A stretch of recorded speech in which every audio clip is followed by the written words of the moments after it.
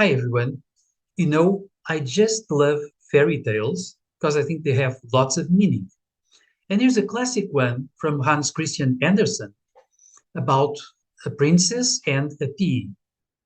Let me read it. Once upon a time, there was a prince who wanted to marry a princess, but she would have to be a real one. He traveled all over the world to find one, but nowhere could he get what he wanted. There were princesses enough, but it was difficult to find out whether they were real ones. There was always something about them that was not as it should be. So he came home again and was sad, for he would have liked very much to have a real princess. Then one evening, a terrible storm came on. There was a thunder and lightning, and the rain poured down in torrents. Suddenly, a knocking was heard at the city gate, and the old king went to open it. It was a princess standing out there in front of the gate.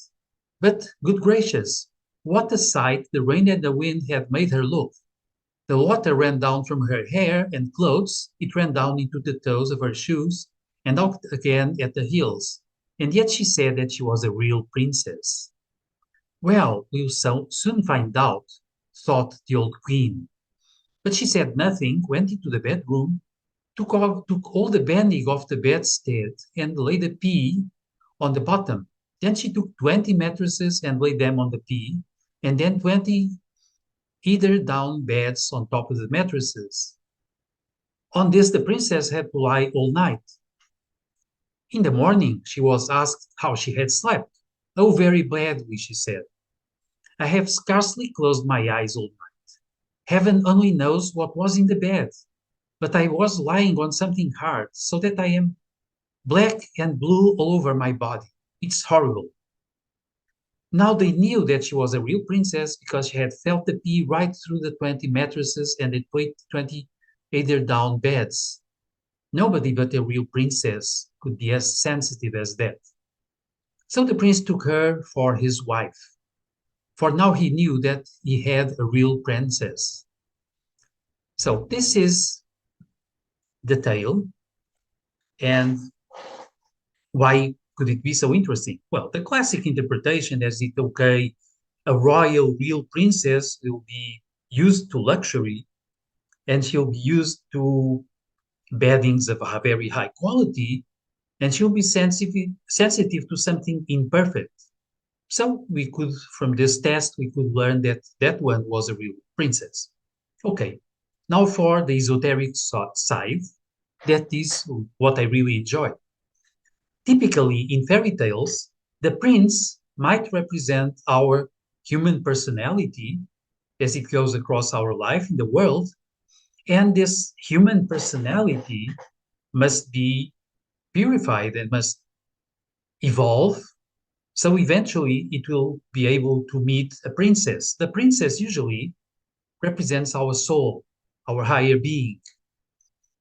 But also, castles, many times, as houses, might represent our totality, where dramas happen, where life unfolds.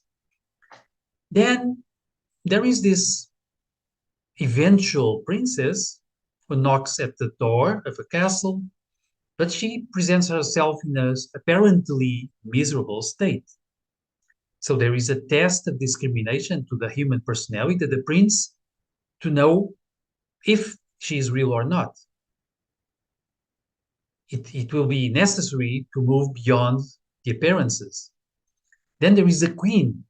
Kings and queens many times represent our pure spirit, our really higher levels, our high spirituality.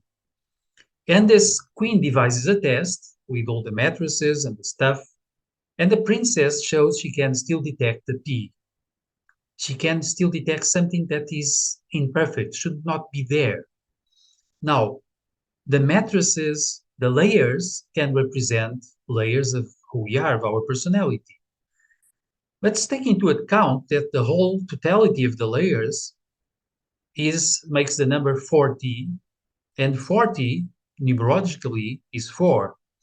4 is the number of the main components of our human personality: physical body, ether body, or energy body with the chakras and so on.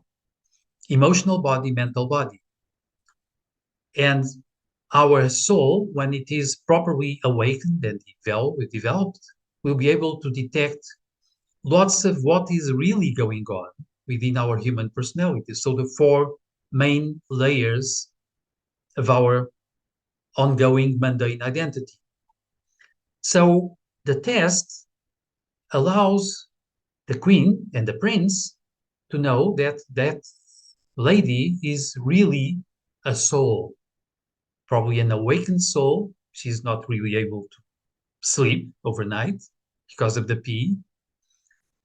And the ambition you all have spiritually as human selves is to marry our soul. We want to meet our deeper spiritual being.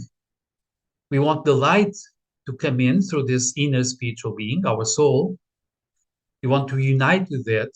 And as we unite with that, we can also meet the royalty in us, our higher spirit. Let's note that the crown chakra on top of the head is connected with royalty.